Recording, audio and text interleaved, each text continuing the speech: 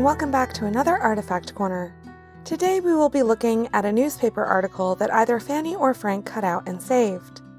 The article talks about the assassination of President McKinley in 1901. Now, Frank and Fannie were not political people.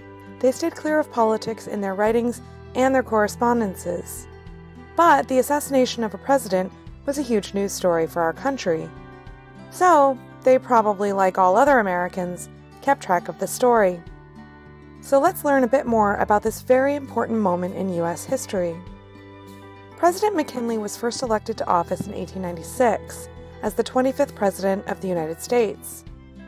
He was again elected in 1900 with an overwhelming majority.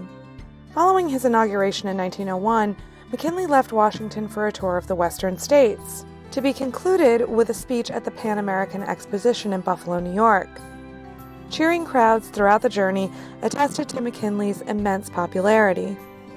More than 50,000 admirers attended his exposition speech. The Pan-American Exposition was essentially a world's fair showcasing all of the innovations at the turn of the century. McKinley's attendance at the end of the Pan-American Exposition was to be the capstone of the fair.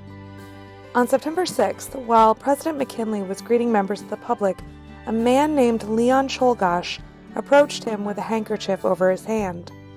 When Leon finally reached McKinley, he dropped the handkerchief and revealed that he was holding a gun. He proceeded to shoot McKinley in the chest and abdomen and promptly ran away. McKinley was rushed to a hospital in Buffalo for treatment, and Czolgosz was apprehended. Initially, it was believed that McKinley would make a full recovery, so much so that his Vice President, Teddy Roosevelt, decided to go for a hike up Mount Marcy. Sadly, McKinley's physicians were not correct. His gunshot wounds became infected, and William McKinley died on September 14, 1901. The article that Frank and/or Fannie cut out says the following about McKinley's death. From the height of joy caused by the news of the almost certain recovery of our beloved president, the nation, only a few hours later, was lamenting his death. Last week, Thursday, came the startling news that the president's condition was rapidly growing worse.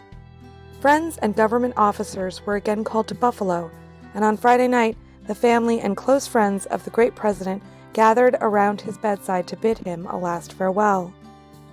William McKinley, the third of our martyred presidents, passed away at 2:15 o'clock on the morning of Saturday, September 14th. The nation is expressing grief by every token of mourning. The body of the late president has laid in state and has been viewed by thousands in Buffalo, Washington, and Canton, Ohio, where he was finally laid to rest on Thursday afternoon in the soil of his own home. William McKinley was the third president to be assassinated in U.S. history, so it's not a surprise that this news would be of great importance to even our non-political family. It is a fascinating glimpse into U.S. history, and we are so lucky to have this piece in our collections. Thanks so much for stopping by.